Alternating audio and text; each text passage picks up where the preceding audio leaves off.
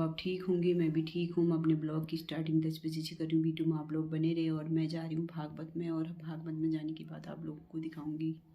और हम लोग जा रहे हैं भागवत में, और भागवत में जाने के बाद आप लोगों को दिखाते हैं। गुरुर् ब्रह्मा रघुनाथ कीर्तनम तत्र तत्र गतमस्तकाञ्जलिं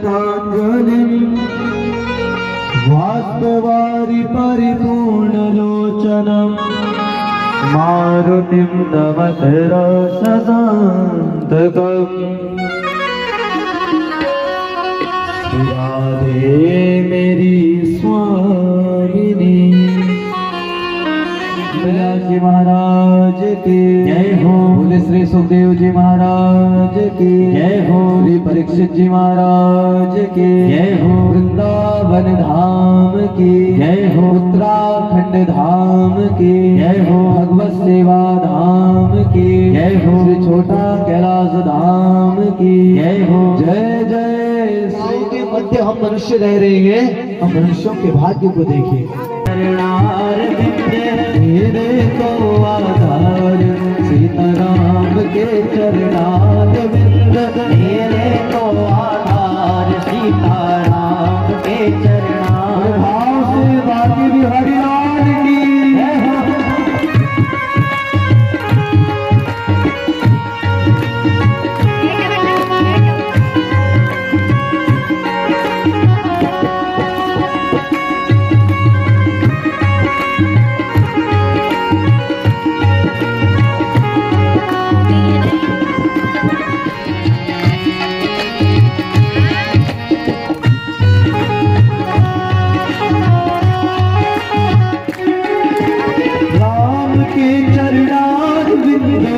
श्याम के चरणार विंद, राम के चरणार विंद, श्याम के चरणार विंद, राम के चरणार विंद, श्याम के चरणार विंद, राम के।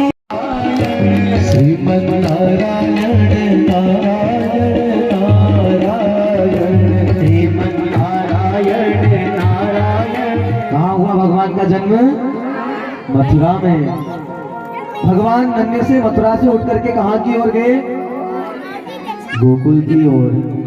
गोकुल से फिर कहाँ गए भगवान? वृंदावन धाम। और वृंदावन से कहाँ गए भक्तों? बरसाना। फिर बरसाने से कहाँ आए? वृंदावन। फिर वृंदावन से कहाँ की ओर गए? गोवर्धन की ओर। मथुरा की ओर किसने कहा? वृंदावन से भगवान गोवर्धन गए। गोवर्धन जाने के पश्चात भगवान ने वह पर्वत को अपने छोटी सी अंगुली पर उठाया, धारण किया। वही गोवर्धन से जब भगवान लौट रहे थे, लौटते लौटते भक्तों संध्या का समय हो गया। संध्या के समय में भगवान बरसाने में रुके राधा रानी जी के यहाँ। इतना ही नहीं, जब राधा रानी जी के यहाँ भगवान रुके तो अपनी माँ से जिद करने लगे कि माँ माँ, मुझे ये बरसाने की छोरी से विवाह करना है, आप मेरा विवाह करा दो। बाल हट होती है भैया, सबसे बड़ी हट है बाल हट। बाल हट आप सभी ने देखी होगी। एक माँ अपने छोटे से बच्चे को जब दुकान ले जाती है ना, तो दुकान में जाकर बच्चा अपनी माँ से कहे माँ मुझे चॉकलेट चाहिए। चाहे माँ के पास पैसा हो ना हो कोई बात नहीं, बच्चा कहता है माँ चॉकलेट चाहिए तो चाहिए। अगर माँ ने चॉकलेट नहीं दिलाई तो घर जाने तक बच्चा माँ की चॉकलेट बना देगा। ये सत्य बात है, ये बाल हट है जीवन की। आज वही भगवान को देखिए, बरसाने गए, बरसाने से सीधे वृंदावन धाम लौटे। एक वह समय था जब भगवान नन्हे से थे, तो भगवान के दर्शन करने के लिए भक्तों भोले बाबा आए। भगवान भोलेनाथ आए, और किस भेष में आए? साधु के भेष में। कमंडल धारण किए हुए हैं, भस्म रमाए हुए हैं, साधु के भेष में आए और यशोदा मैया से कहने लगे मैया मैया मुझे भाग्यवान हो। आज भगवान भोलेनाथ ने कहा कि गोपियों, मुझे जीवन में ऐसा क्या करना पड़ेगा जिससे मैं भी नित्य प्रतिदिन अपने भगवान का दर्शन करूं। तो उन गोपियों ने कहा, प्रभु सुंदर हमारी तरह गोपी का भेष धारण करके आना पड़ेगा। अब भगवान भोलेनाथ पुरुष है, लेकिन गोपियां कह रही महिला बनकर आना पड़ेगा, तुम्हें तब दर्शन होंगे। ऐसा नहीं, भगवान के साथ लीला भी रचाऊंगा, क्रीड़ा भी करूंगा। मन में प्रण लेकर चले गए। अब वह पावन शुभ घड़ी नजदीक आई। भगवान भोलेनाथ ने अपनी देवी से कहा कि देवी, मुझे दर्शन करने आज अपने प्रभु के जाना है। आज वह देवी दर्शन करने की आज्ञा दे रही है, जाओ। पहुंच जाए मगेश। और भक्तों, मिल सखियन के झुंड में कर गोपी का भेष। अरे वृंदावन के रास में भगवान भोलेनाथ का आगमन हुआ और गोपी का भेष धारण करके जैसे ही महाराज में पहुंचे तो समस्त गोपियों ने आज भगवान भोलेनाथ का नाम और रख दिया, बोले रास रासेश्वर भगवान की जय हो। भगवान भोलेनाथ का नाम एक और पड़ा, रास रासेश्वर। हम नारायण की ब्रज भूमि में आए तो हैं। ये नारायण की पावन ब्रज भूमि इतनी अद्भुत है कि नारायण ब्रज भूमि को सुरपति नावत मान। और यहाँ आए गोपी भय श्री गोपेश्वर नाथ। अरे जैसी पावन नारायण की ब्रज भूमि में भगवान भोले, जब विश्व भगवान शंकर ने पिया, कंठ नीला हुआ तो भगवान शंकर का नाम क्या पड़ा? क्या नाम पड़ा? बोल नीलकंठ महादेव की जय। जब चंद्रमा अपने मस्तक पर धारण किया तो नाम क्या पड़ा? पीछे वाले बताएंगे क्या पड़ा? चंद्रमौली महादेव की जय। इसका मतलब आप लोग ध्यान से कथा को श्रवण करते हैं।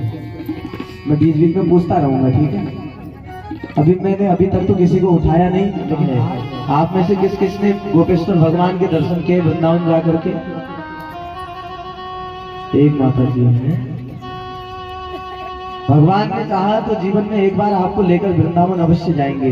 हमारा भगवत सेवा धाम जो है, आप उससे जुड़िए। उस पे हमारी यात्राएं भी वृंदावन धाम के लिए, अन्य तीर्थों के लिए जाती हैं। जो भी चलना चाहे आप हमारे उस ग्रुप से जुड़िए, भगवत सेवा धाम।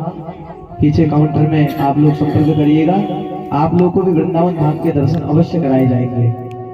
तो ठीक उसी प्रकार भक्तों, वह वृंदावन धाम की महिमा इतनी अद्भुत है कि वृंदावन के वृक्ष को मरम न जाने को, जहाँ डाल डाल और पात पात पर राधे राधे हो।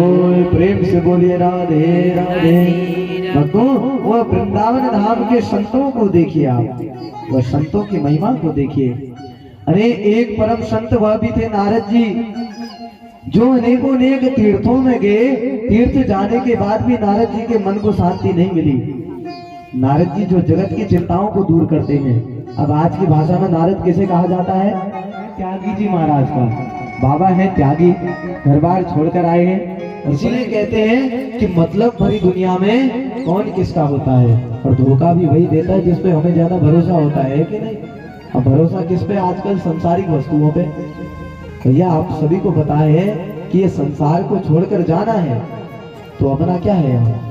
आज वही नारद जी कह रहे हैं, भैया मैं अनेकों तीर्थों में गया, तीर्थों में शांति नहीं मिली। अब तीर्थों की महिमा को आप देखिए, क्या तीर्थ आज तीर्थ जैसे रहे हैं? आप केदारनाथ धाम को देख लो।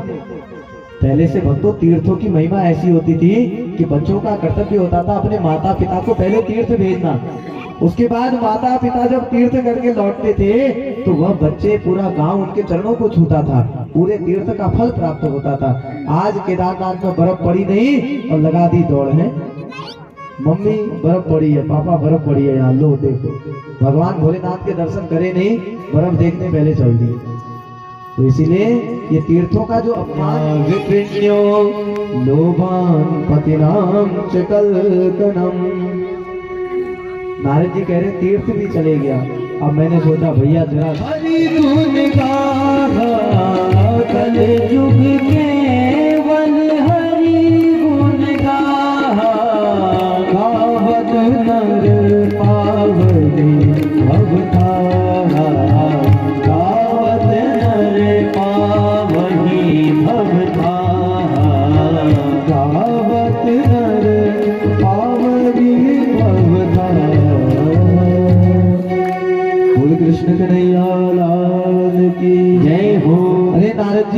ये सत्कर्म और कुछ नहीं है जीवन में। सबसे बड़ा सत्कर्म क्या है? कलयुग केवल हरि गुण गाहा। ये कलयुग में हरि का गुण जो नाथ नारायण वासुदेव जय श्री कृष्ण गोविंद हरे मुरारी हे नाथ नारायण वासुदेव श्री कृष्ण गोविंद हरे मुरारी हे नाथ नारायण वासुदेव। ये नाम संकीर्तन गंगा जी के पावन तट पर गूंज रहा था के लिए, तो आपको क्या करना पड़ेगा? सत्संग की इच्छा करनी पड़ेगी, सत्संग में अपने बच्चों को लाना पड़ेगा। अरे अगर आपने जीवन में बचपन से अच्छे संस्कार अपने बच्चों को दिए होंगे तो जीवन पर्यंत कभी आंख से आंसू बहाने की जरूरत नहीं। जीवन अरे ऐसी वह धर्मपत्नी जिनका नाम धुंधली, वो धुंधली ऐसी भक्तों, जब तक पड़ोस में लाठी चार्ज ना कर ले अपने पड़ोसी से तब तक खाना ही हजम नहीं होता उसका, ऐसी धुंधली है। पंडित जी ने कहा कि महाराज फल तो आपने दे दिया, लेकिन ये फल खाने के नियम भी है क्या कुछ? तब उस समय महात्मा जी ने कहा नियम ज्यादा कुछ नहीं है, नियम बस थोड़े बहुत है। बोले पूजा पाठ करके बढ़िया सुंदर तरीके से फल को खाना। पंडित जी ने कहा मेरी धर्मपत्नी तो पूजा पाठ करती है नहीं। मन में विचार आया भैया चलो पूजा पाठ भी करवा लूंगा, है संतान चाहिए तो। फिर पूछा कि महाराज एक बात और बताओ, उस समय चरणामृत ले लेते साइड में जाकर के जमीन पर डाल देते हैं। भैया सबसे बड़ा पाप है, इसीलिए कि ये पाप कोई साधारण नहीं, गोहत्या के बराबर पाप है। चरणामृत का तात्पर्य जीवन में है, जब आप चरणामृत लेते हैं, चरणामृत लेते वक्त वह चरणामृत का पान करो। उसके बाद चरणामृत के नियम है कि आपको हाथ नहीं धोना है, अपने शरीर पर वह हाथ को आप फेर लो। करके लाया धन और घर में वैश्याओं को रखने लगा, वैश्याओं को रख करके धन चुराने लगा। धन लाया वैश्याओं को समर्पित कर दिया। उन वैश्याओं ने सोचा भैया इतना धन चोरी करके ला रहा है, एक दिन तो हम पकड़े जाएंगे।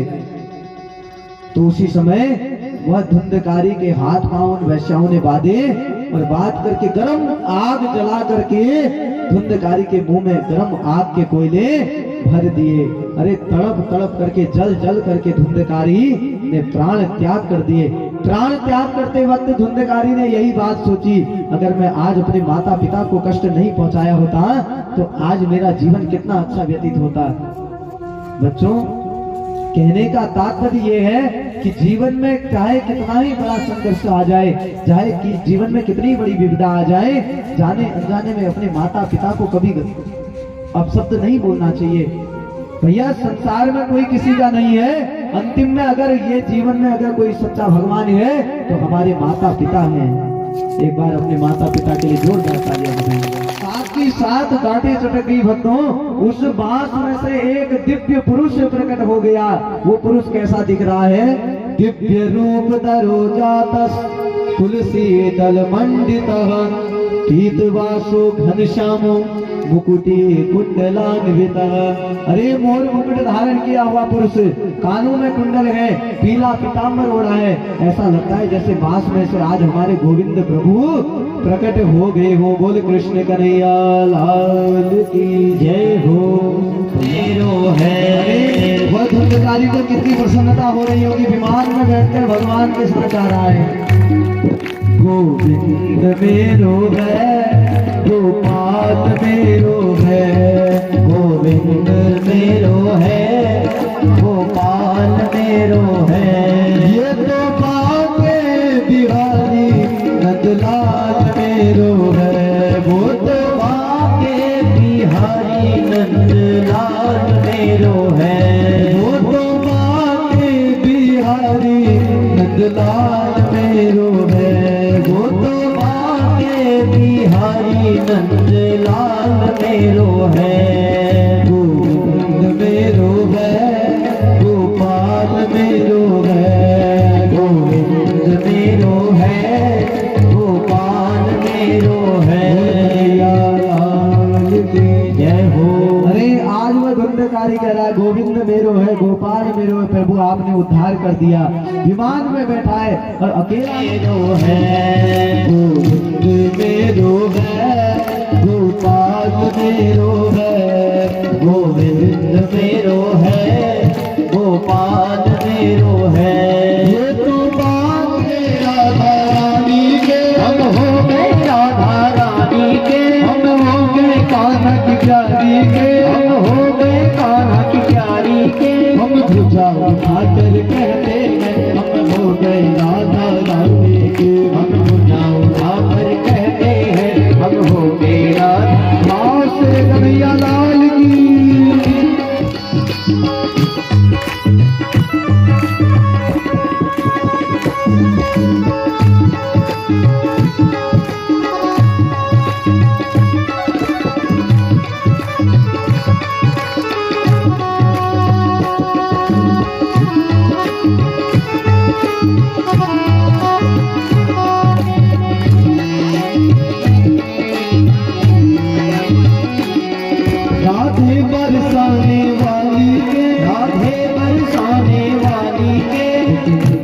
मैं गाऊंगा एक बार आप लोग। राधे संतों की प्यारी के हम हाथ उठा कर कहते हैं हम घूम राधा रानी के। हम हाथ उठा कर कहते हैं हम कहते हैं हम से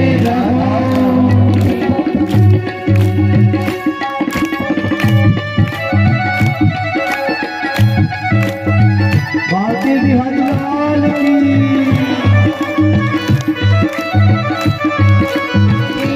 मैं कहते हैं हम हो गए राधा रानी के। हम हो गए राधा रानी के। हम हो गए राधा रानी के। हम हो गए। आज वही भगवान देखो जिन भगवान की कृपा से आज आप हम सभी लोग इतने सुरक्षित हैं। आज आप हम सभी लोग इतने प्रसन्न हैं, इस भारत भूमि में रह रहे हैं, भारत भूमि में जी रहे हैं। वही भगवान जो आज मथुरा में बैठे हुए हैं वो आज भी भक्तों बड़ा देखकर बड़ा अजीब लगता है। भगवान आज भी वहां पर दबे हुए हैं भक्तों। जिस प्रकार हमारे राम आज तक दबे हुए थे वो राम आज अपने महलों पर विराजमान हुए। एक वह दिन आएगा जो आज हमारे कन्हैया बैठे हुए वह कन्हैया भी अपने महल पर विराजमान अवश्य होंगे। ये हमारे भारतवासियों के लिए गर्व की बात है भैया। जो राम का नहीं वो किसी के जीवन में काम का नहीं, जो कृष्ण का नहीं वो किसी का नहीं। ये जीवन है। सिया राम जय जय राम। सिया राम जय जय राम। मेरे राम जय जय राम। मेरे राम जय जय राम। मेरे श्याम जय जय श्याम। मेरे श्याम जय जय श्याम। जैसे ही द्वारिका की नगरी में पहुंचे, पहुंचते ही बड़ा सुंदर भगवान का भक्तों स्वागत हुआ। अरे ऐसा अद्भुत स्वागत, खूब पुष्पों की वर्षा भगवान के ऊपर। उसी समय पुष्पों की वर्षा जैसे ही हुई तो आज समस्त द्वारिका वासियों ने भगवान से कहा प्रभु इस नगरी को उजागर करने वाला कोई नहीं है, प्रभु आप इसे उजागर कर दीजिए। भगवान ने कहा जिस नगरी को उजागर करने वाला कोई नहीं है, जिन भक्तों का कोई नहीं है, पवित्र बना दिया। आज उसी क्षण द्वारिका वासियों को चिंता होने लगी, प्रभु ने इतना पवित्र तो बना दिया, अगर ये इस धाम को अगर छोड़ के चले जाते हैं तो हम इनके बिना कैसे रहेंगे। तो प्रभु से कहा प्रभु ये राजगद्दी को कौन अपनाएगा। चलो पवित्र तो आपने बना दिया। भगवान ने कहा मैं अपनाऊंगा। और